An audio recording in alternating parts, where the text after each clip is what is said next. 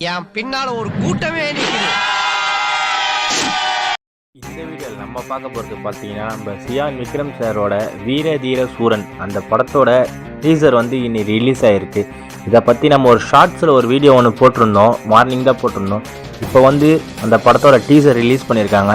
Teaser பார்க்கும்போது அப்படியே ஒரு மாதிரி தீயாக தான் இருக்குது பயங்கரமாக.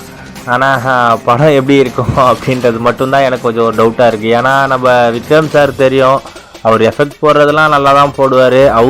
அவர் சைட்லேருந்து எந்த ஒரு ஃபால்ட்டுமே இருக்காது. ஆக்டிங் வைஸாகவும் இருக்கட்டும், அவரோட ஃபிசிக்கலாக அவர் மெயின்டைன் பண்ணிக்கிறதாகவும் இருக்கட்டும், அவர் சைட்லேருந்து அவருக்கு எந்த ஒரு ஃபால்ட்டுமே நம்மளால் சொல்ல முடியாது.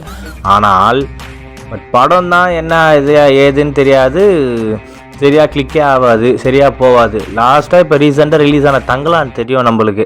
அவர் எவ்வளோ ஒரு அந்த படத்துக்காக அவ்வளோ கஷ்டப்பட்டிருக்காரு, அவ்வளோ ஒரு உழைப்பை போட்டிருக்காரு அப்படின்றதுல நம்மளுக்கு அதை பார்த்தாலே தெரியும்.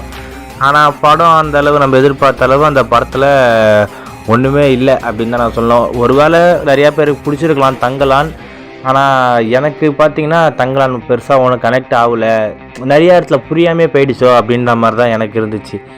அதெல்லாம் வச்சு தான் நான் சொல்கிறேன் இந்த படம் ஆனால் அப்படி இருக்காதுன்னு தான் நினைக்கிறேன். ஏன்னா லாஸ்ட்டாக இந்த டேரக்டர் நம்மளுக்கு தெரியும், சித்தா, சேதுபதி, அதுக்கப்புறம் பண்ணையாரும் பத்மினியும், இந்த மாதிரி படம்லாம் எடுத்தவர் தான் இப்போ இந்த படத்தோட டேரக்டர். ஸோ இந்த படமும் லாஸ்ட்டாக சித்தா அவர் எடுத்த சித்தா படம் நம்மளுக்கு தெரியும் எவ்வளோ பெரிய ஒரு எல்லாருக்குமே தெரியும் அந்த படம் எவ்வளோ நல்லாயிருக்கு, எவ்வளோ பேருக்கு அது ஒரு தாக்கத்தை ஏற்படுத்திச்சுன்னே நம்ம சொல்லலாம். சித்தா படம் எனக்கு அது ரொம்ப ஒரு ஃபேவரட்டான படம். ஸோ இந்த படம் வந்து ஜான்வரி மாதம்தான் ரிலீஸ் ஆகும் அப்படின்னு சொல்லியிருக்காங்க. ஸோ ஜான்னா வந்து நம்ம பொங்கலுக்கு தான் ரிலீஸ் ஆகும்னு நினைக்கிறேன். ஒரு வேளை பொங்கலுக்கு நம்ம அஜித் சாரோட விடாமுயற்சியும் வருது, அப்போது அது கூடயே தான் இந்த படமும் வரும்னு நான் நினைக்கிறேன்.